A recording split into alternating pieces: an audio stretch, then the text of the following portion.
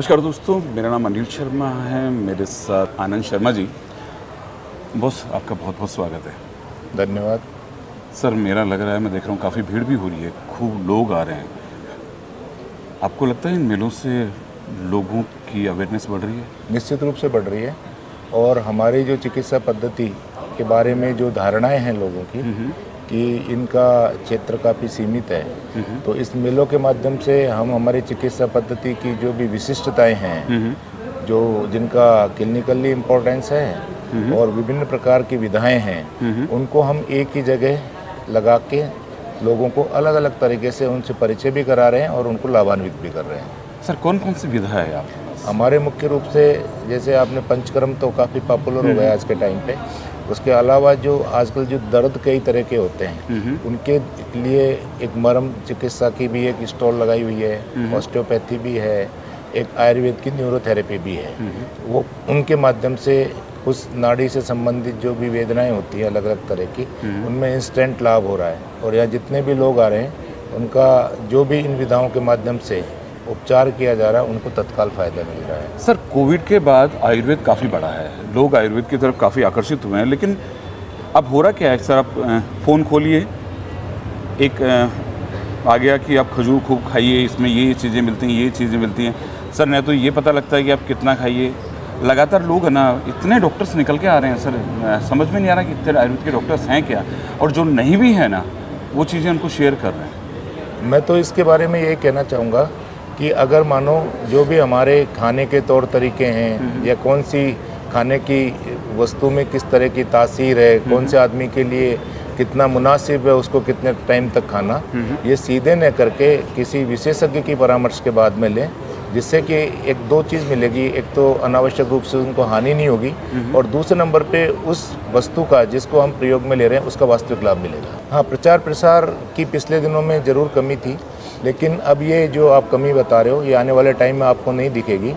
कारण क्या है कि अभी जो आयुष्मान आरोग्य मंदिर हमारे राजस्थान के अंदर लगभग 2000 स्थापित हुए हैं, उनमें एक सेंटर में 25,000 के लगभग आईसी कंटेंट सामग्री दी है उनको। तो उन आईसी सामग्री के माध्यम से लोगों को आयुर्वेद के विभाग इन चीज़ों के लिए क्या काम कर रहा है, वो लोगों के बीच में वो सारी की सारी आईसी की सामग्री जाएगी। एक तो ये है।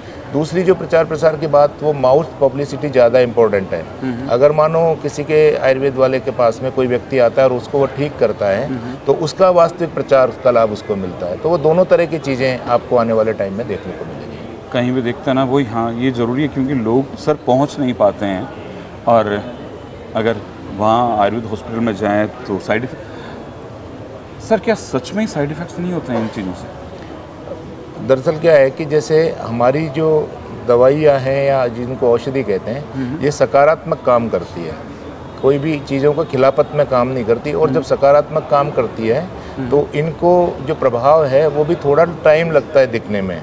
तो ये साइड इफ़ेक्ट का जहाँ तक सवाल है, कुछ इस तरह की चीज़ें हैं, अगर मानो जिसमें कुछ मेटल्स हो सकते हैं और कुछ है, अगर उनकी निर्माण की जो प्रक्रिया में कहीं अगर त्रुटि है तो इस तरह की बातें होंगी। बाकी नहीं, कोई साइड इफ़ेक्ट नहीं होता, क्योंकि हमारे मैक्सिमम जो आधार हैं दवाइयों के वो नेचुरल हैं, और जो नेचुरल चीज़ें हैं उनके कोई बहुत ज़्यादा दुष्प्रभाव नहीं होते। आयुर्वेद में अभी हो नया क्या चल रहा है सर? आयुर्वेद में नए के रूप में तो अब हमारी चीज़ें जो वास्तव में विलुप्त होती जा रही, उन्हीं की पुनर्स्थापना हम नए तरीके से कर रहे हैं, और वो आज भी उतनी उपयोगी है जितनी पहले थी। और वो जो चीज़ जो हमारे अभ्यास से लंबे काल के दौरान छूट गई, उन्हीं को अगर वापस से हम स्थापित कर देंगे तो वही नयापन होगा। आप देख रहे होंगे कि पहले के टाइम की जितनी भी चीज़ें हैं जो उपयोगी थी, उनका क्रम छूट गया और वापस से आज लोग उनको वापस से स्वीकार करने लगे।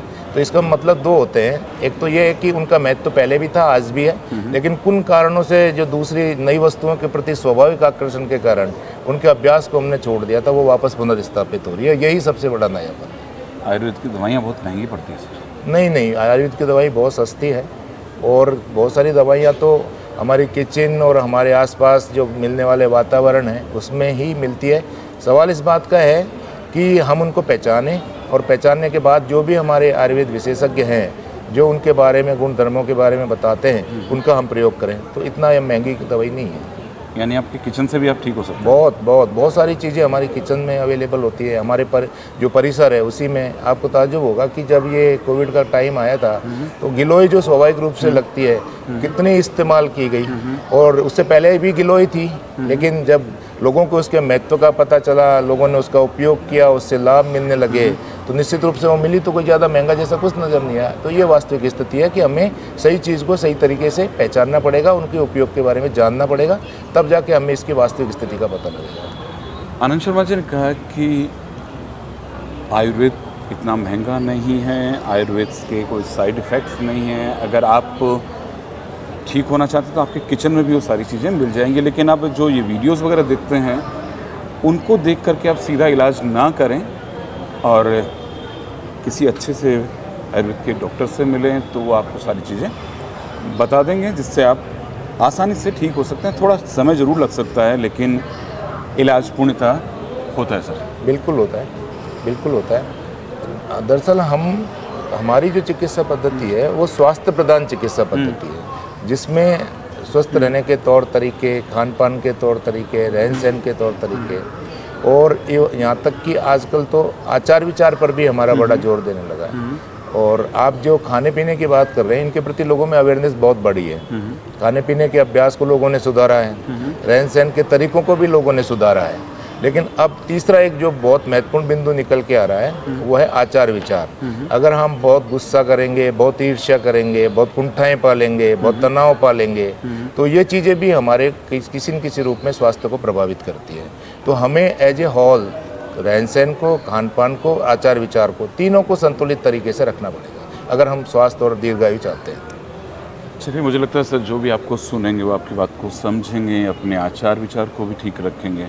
सर एक सवाल और, राज्य स्तरीय हो गया जी, संभाग स्तरीय भी आप करते हैं जी सर, तहसील स्तरीय कब करेंगे?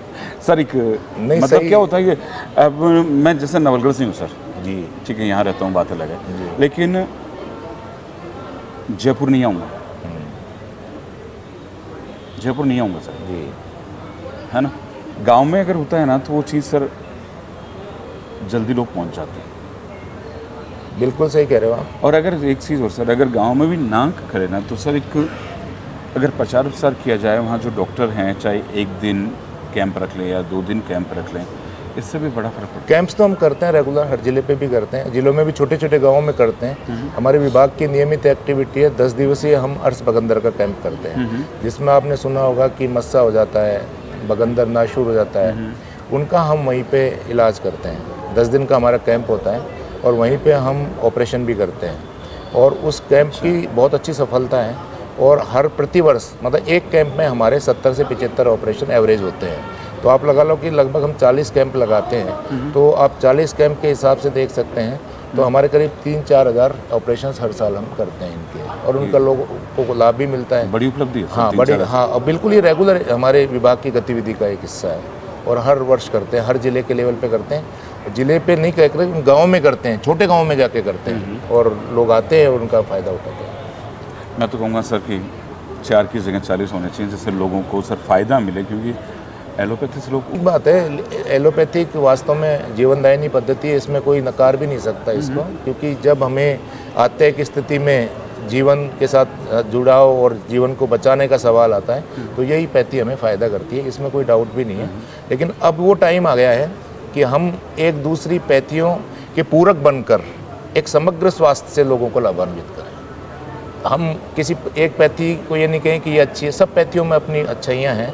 और मैं कहता हूँ कि अभी जो हमारी भारत सरकार, राजस्थान सरकार जिस कंसेप्ट को लेके चल रही है, उनकी अवधारणा भी यही है कि जिस पैथी की जो विशेषता है, और अल्टीमेट गोल तो लोगों को स्वस्थ रखना है, और वो चाहे किसी भी पद्धति से हो, सरकार का भी यही गोल है। बहुत सारी बीमारियां ठीक नहीं हो पा रही केवल एक पद्धति के आधार पर कि भाई ये ठीक नहीं कर रही, तो हमें दूसरी जो पद्धतियों में उसमें पूरकता के आधार पर जो सहयोग दे सकते हैं बीमारी को दूर करने के लिए, उनको भी मिलाने की ज़रूरत है। बड़े लेवल पे इंटीग्रेशन करने की ज़रूरत है।